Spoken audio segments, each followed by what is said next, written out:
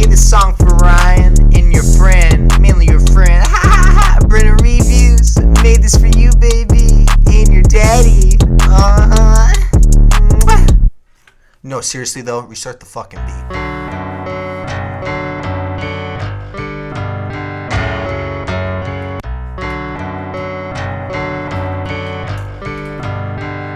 Walked through the woods, saw a barn. There was a farmer named Jeff.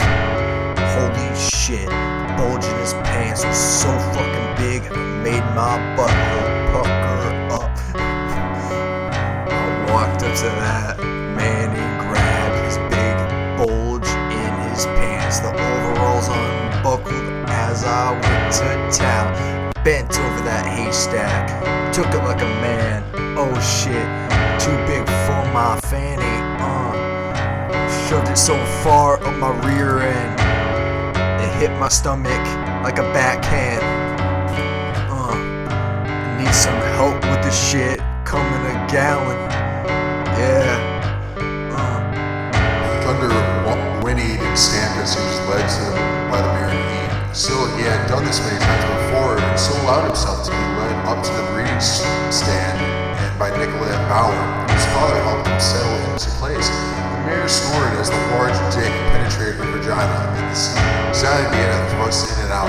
He was a magnificent creature, 4 years old, strong and fast. His fur was dark brown, heading to black on his socks, on his lower legs, and his mane almost black. On his forehead was a streak of white, like a lightning bolt that he had helped give him his name. Colette had assisted in this operation many times before. She was a beautiful young girl, a senior in high school, with pitch black hair that fell to her shoulders and curled around her pretty face, occasionally getting into her murky green eyes. Her body was trim and strong from sports and doing her part of the chores on her family's horse farm, with long legs and firm, medium-sized breasts that were topped with pert pink nipples. Normally this job did not bother her. She had grown up helping with the horses, and few farm children were and happened all the time and was completely normal. But this time was completely different for Colette. Today, the sight of the large cock pumping into the heated mare caused her pussy to twitch and her nipples to swell. She felt her skin grow hot and tight, embarrassed at the thought of being aroused by horses fucking. She hurried back to the horse to clean up for dinner after her father to finish things up. That night, she had a dream where she was fucked senseless by the stallion. She awoke with sweat covering her trembling body, and in a feverish state of arousal, she pulled her panties down and inserted 2 fingers in her wet pussy with one hand and stroked her clit with the other. She shivered, trying to think only of men, any type of men, black, white, Arabic, anything but what she had dreamed of.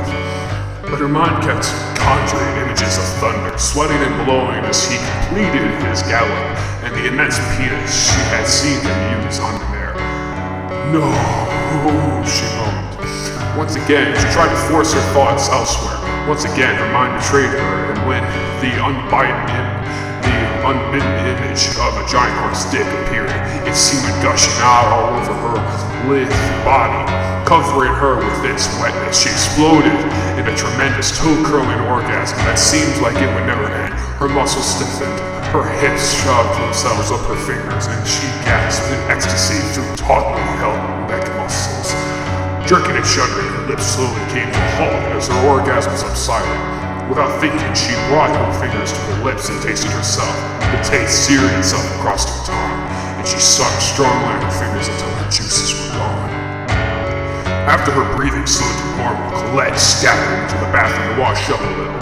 She stared at her reflection in the mirror and shuddered. Her face was flushed, her hair matted in disarray, and her t-shirt soaked with sweat and sticking to her body. Her nipples were still erect and plainly visible. However, as she cleaned up, she began to feel a little better. Lots of people had some pretty strange fantasies after all. She knew some women had rape fantasies, but they certainly didn't want to be raped for real. Just because she had dreamed about a horse didn't mean she really wanted to do it with one. Convincing herself the dream meant nothing. Colette relaxed and soon returned to bed. where she fell quickly asleep. And did not dream.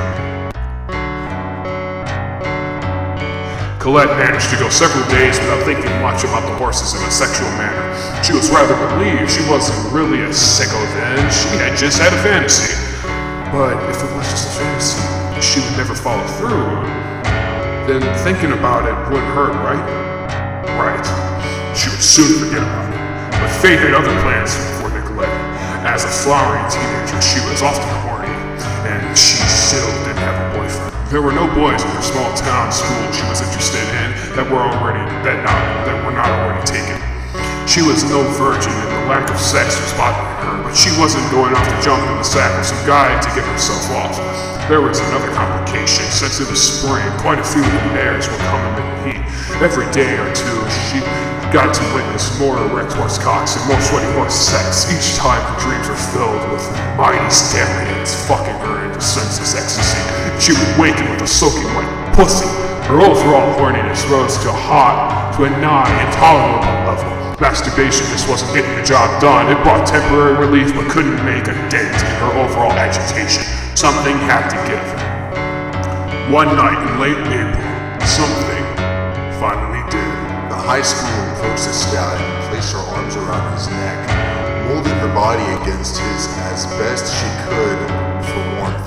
Thunder brushed his head up against her, and Colette shivered again as she felt his hot breath on her neck. This time for pleasure, she began to slowly press her pubis against his foreleg. It felt good. She began to rock her hips back and forth, putting delicious friction right on her clit. She felt the chill begin to leave her, chased away by the warmth of the horse and her own inner heat. Despite the droplets of rain still dripping off her hair, Thunder remained still, his equine brain puzzled by this odd human behavior, but finding the stroking pleasant. Colette hit a particularly erotic combination of nerve endings in her cunt, gasped in pleasure. Her knees buckling slightly. It was not, however, enough. The stallion-assisted masturbation was nice, but Colette wanted something more, and whatever moral qualms she had felt before had vanished in a red sexual haze. The trembling quem had never felt so incredibly empty, and she could think of only one thing that might fill it. She stepped back and removed her panties, soaked from rain, sweat, and her own inner juices. The young girl, stooping near his hindquarters, kneeling down to examine his flaccid penis, swallowing hard, she reached out her hand to stroke it.